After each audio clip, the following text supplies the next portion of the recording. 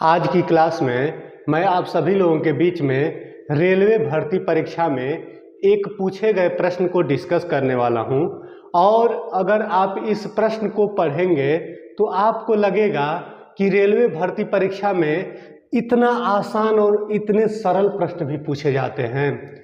यह प्रश्न रेलवे की परीक्षा में पूछा गया है और आप इस प्रश्न को देखेंगे तो आपको लगेगा कि यह प्रश्न कितना आसान है, कितना इजी है। इस क्लास लेक्चर में मैं आपको एक ट्रिक भी सिखाऊंगा कि ये प्रश्न तो मान लीजिए कि आसान है, लेकिन इसी फॉर्मेट का अगर कोई कठिन प्रश्न भी आ जाए, हार्ड प्रश्न भी आ जाए, तो आप कुछ दिमाग ही आपको न लगाना पड़े, सिर्फ और सिर्फ आप ट्रिक में वैल्यू को रखेंगे और अपने आंसर पर चले जाएंगे। किसी भी परीक्षा के बारे में आपसे एक बात कहना चाहता हूं, कोई भी वनडे एग्जाम हो, उस वनडे एग्जाम में गणित विषय के जितने प्रश्न पूछे जाते हैं उसमें 90% आसान प्रश्न ही पूछे जाते हैं। ऐसे फॉर्मेट के प्रश्न पूछे जाते हैं जिनको बहुत ही आसानी से लगाया जा सकता है, और जो बचे 10% क्वेश्चन होते हैं, जो 10% क्वेश्चन बचते हैं, यह क्वेश्चन जल्दी किसी से सॉल्व नहीं होता है। इसी 90 प्रश्न से या 90% जो क्वेश्चन है, इसी से मेरिट डिसाइड हो जाती है। इस 10% क्वेश्चन में अगर कोई कुछ क्वेश्चन सॉल्व कर देता है, जो बाकी ये 10% बचा हुआ हिस्सा है, अगर इसमें भी आप प्रश्न सॉल्व करने में सफल हो जाते हैं, तब तो आपका सिलेक्शन यहीं पक्का हो जाता है और यह मेरिट में आपको ला देता है। यानी 90% क्वेश्चन जो इजी पूछे जाते हैं, लेकिन आप सोचेंगे कि इजी कैसे पूछे जाते हैं, तो प्रश्नों का आपको फॉर्मेट समझना होगा।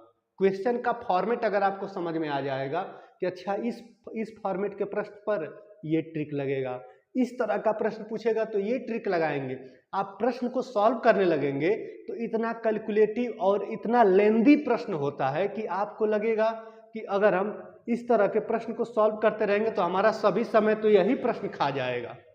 लेकिन अगर आपको ट्रिक पता रहेगा तो बस आप वैल्यू रखेंगे, रख के आपको कैलकुलेट करने में जितना समय लग जाए आप तुरंत अपने आंसर पर चले जाएंगे। जैसे चलिए इस समय अपने प्रश्न को पढ़ते हैं, आप पढ़ के इसका आंसर भी जान चुके होंगे। बहुत आसान प्रश्न है। प्रश्न क्या है कि यदि किसी स्थान का किराया पहले 50 रुपए था, कोई स्थान है, कोई प्लेस है, उसका रेंट यानी किराया कितना था, 50 रुपए था।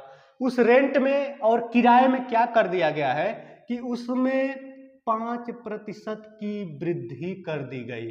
किसमें? उस स्थान के किराए में, रेंट में 5% की वृद्धि कर दी गई। तो अब उस स्थान का किराया बताएं। अब उस स्थान का किराया बताएं। इस तरह का प्रश्न अगर आपकी परीक्षा में पूछ लिया जाए तो आप सोचिए कि कितना आप हैप्पी हो जाएंगे, कितना आप खुश हो जाएंगे इस प्रश्न को देखते ही। ठीक है, तो चलिए इस प्रश्न को कैसे सॉल्व कर सकते हैं। तो दिया है कि पहले किराया 50 रुपए था, किराया पहले 50 रुपए था और 50 रुपए से अब बढ़ के कितना हो गया है, 50 रुपए का 5% बढ़ गया है। यानी 50 का 5% हम निकाल लेते हैं, कितना होगा, 50 रुपए में ही ये 5% बढ़ेगा।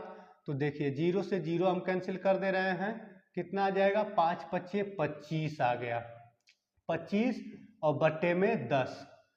25 में जब 10 से भाग देंगे तो एक के आगे एक जीरो यानी एक अंक छोड़ के दशमलव लग जाएगा। यानी कितना हो जाएगा, ये 2.5 रुपए की वृद्धि हो गई। कितना हो गई, 2.5 रुपए की वृद्धि, यानी 2.5 रुपए बढ़ जाएगा। 50 रुपए था, 2.5 रुपए बढ़ जाएगा, कितना हो जाएगा, 52.50। ठीक है ना, यानी ऑप्शन सी क्या हो जाएगा, करेक्ट आंसर हो जाएगा। ऑप्शन सी क्या हो जाएगा, इसका करेक्ट आंसर हो जाएगा। ठीक है, चलिए आगे बढ़ते हैं। अगर आपकी परीक्षा में इस फॉर्मेट का प्रश्न पूछा जाता है तो जो मैं ये ट्रिक आपको देने वाला हूं, इस ट्रिक को आप जरूर याद रखिएगा। अगर इस ट्रिक को आप याद रखेंगे तो यह प्रश्न तो इजी है, लेकिन अगर कहीं हार्ड क्वेश्चन भी रहेगा तो उसको भी आप बहुत ही तेजी से अपने आंसर पर पहुंच जाएंगे। यानी उस प्रश्न को बहुत ही तेजी से सॉल्व कर पाएंगे। ठीक है, जैसे पहले हम ट्रिक को सीखते हैं। ट्रिक क्या दिया हुआ है? ट्रिक दिया हुआ है कि यदि x रुपए के सामान में y% की वृद्धि हो तो कुल कीमत में वृद्धि कितनी हो जाएगी? तो x इंटू 100 प्लस वाई बटे में 100 हो जाएगा। x इंटू 100 प्लस वाई बटा में 100 हो जाएगा। यानी अगर कहीं x रुपए की कोई वस्तु है और उसमें y% की वृद्धि हो जा रही है, तो वृद्धि होने के बाद कुल वृद्धि कितना हो गई, उस मूल्य में कितनी वृद्धि हो गई, तो क्या करेंगे हम लोग इस ट्रिक पर रखेंगे कि x इंटू 100 प्लस प्रतिशत वृद्धि बटे में 100। यानी यहां पर देख रहे हैं कि प्रश्न है कि यदि किसी स्थान का किराया पहले 50 रुपए था, उसमें 5% की वृद्धि कर दी गई, तो अब उस स्थान का किराया बताना है। तो चलिए इस ट्रिक से हम लोग सॉल्व करेंगे। तो हम लोग देखते हैं पहले मूल्य कितना था, x की वैल्यू तो वही होगी, ये x की वैल्यू हो जाएगी आपकी, और ये y की वैल्यू है, ये y की वैल्यू है। y क्या है?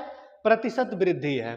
तो चलिए x का मान कितना है? 50 गुणे क्या करेंगे 100 में प्रतिशत जो वृद्धि हो रही है उसको हम ऐड कर देंगे और बटे में 100 लिख देंगे, 100 लिख देंगे। बस इसको आप कैलकुलेट कर देंगे, हमारा आंसर पता चल जाएगा।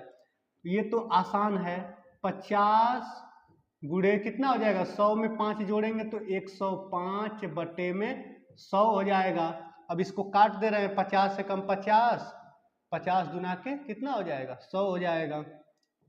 यानी 105 बटे में 2 आ जाएगा, और 105 का आधा आपको पता है कितना होता है? 100 का आधा आपका 50 होता है, और 5 का आधा कितना होगा? 2.5 होगा। यानी टोटल कितना हो जाएगा? 52.50 इतना रुपए बढ़ जाएगा टोटल। 5% की जब वृद्धि होगी तो वो मूल्य कितना हो जाएगा? 52.50 रुपए। यानी ठीक है ना? यानी ऑप्शन कौन सा करेक्ट? ऑप्शन सी वाला करेक्ट हो जाएगा। ठीक।